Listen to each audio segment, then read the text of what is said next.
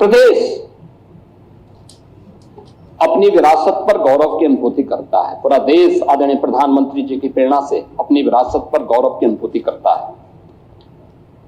और हम लोगों का मानना है कि विरासत से युक्त विकास ही एक उज्जवल भविष्य की एक आधारशिला होती है।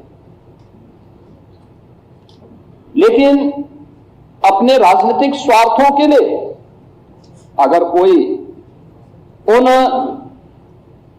आक्रांताओं को महिमामंडन करता है जिन्होंने भारत की आत्मा पर प्रहार किया, जिन्होंने भारत की आस्था को रौंदने का कार्य किया है, मुझे लगता है कि आज का नया भारत, आज का नया उत्तर प्रदेश, ये नए भारत का नया उत्तर प्रदेश इसको स्वीकार करने को तैयार नहीं है, कतई तैयार नहीं है।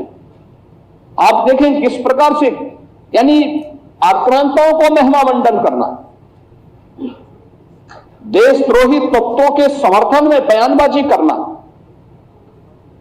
या राष्ट्रीय प्रतीकों के प्रति अपमानजनक टिप्पणी करना, ये किसी राष्ट्रद्रोह से कम नहीं। वंदे मातरम का 150वां वर्ष चल रहा है। कुछ लोग हैं उनमें राष्ट्रगीत, जिसे भारत की संविधान सभा ने सर्वसम्मति से सम्मान देकर के राष्ट्रगीत के रूप में प्रस्तुत किया। और हम आभारी हैं प्रधानमंत्री मोदी जी के, जिन्होंने राष्ट्रगीत को अनिवार्य रूप से देश के अंदर लागू करने के लिए एक नोटिफिकेशन जारी करवाया। ये राष्ट्रगीत भारत के आन मान शान का प्रतीक है। हर भारतवासी को अपने पुरातन वैभव पर गौरव की अनुभूति करनी चाहिए और इन सभी प्रतीकों के साथ साथ राष्ट्र नायकों का सम्मान हम सब भारतीयों का दायित्व बनता है। अगर हम आक्रांताओं का महिमामंडन कर रहे हैं और राष्ट्र के प्रतीकों का, भारत के तिरंगे का, भारत के राष्ट्रगान का, भारत के राष्ट्रगीत का, भारत के महापुरुषों का अपमान कर रहे हैं, तो एक प्रकार से हम संविधान की अवहेलना कर रहे हैं। मैं पूछना चाहता हूं समाजवादी पार्टी और कांग्रेस से, एक तरफ संविधान के नाम पर जनता की आंखों में धूल झोंकने का कार्य कर रहे हैं और दूसरी तरफ वंदे मातरम जैसे राष्ट्रगीत का इनके द्वारा विरोध करवाया जा रहा है।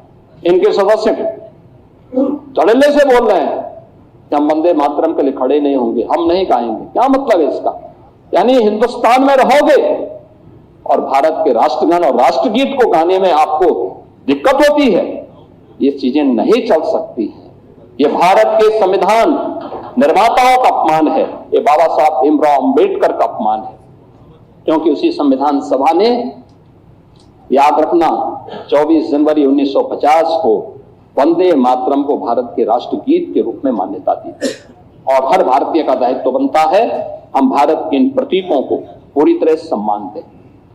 हम कोई भी ऐसा कार्य न करें।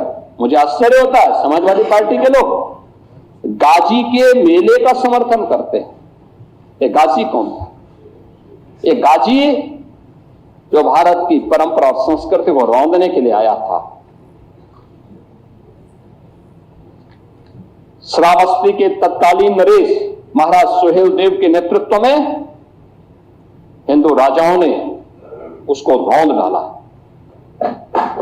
सम्मान महाराज सुहेल देव को मिलना चाहिए था और ये मुझे आनंद की अनुभूति होती है कि हमारी डबल इंजन सरकार ने महाराज सुहेल देव के नाम पर बहराइच की चित्तौड़ा नामक स्थान पर महाराज सुहेल देव का भव्य स्मारक बना दिया।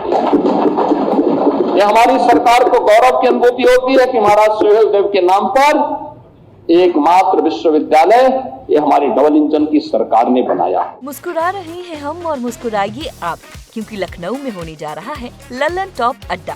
22 फरवरी को पहुंचिए जुपिटर हॉल, इंदिरा गांधी प्रतिष्ठान, लखनऊ। एंट्री सुबह 11 बजे से शुरू होगी। फ्री रजिस्ट्रेशन के लिए क्लिक कीजिए thelallanTop.com वेबसाइट पर दिए बैनर पर।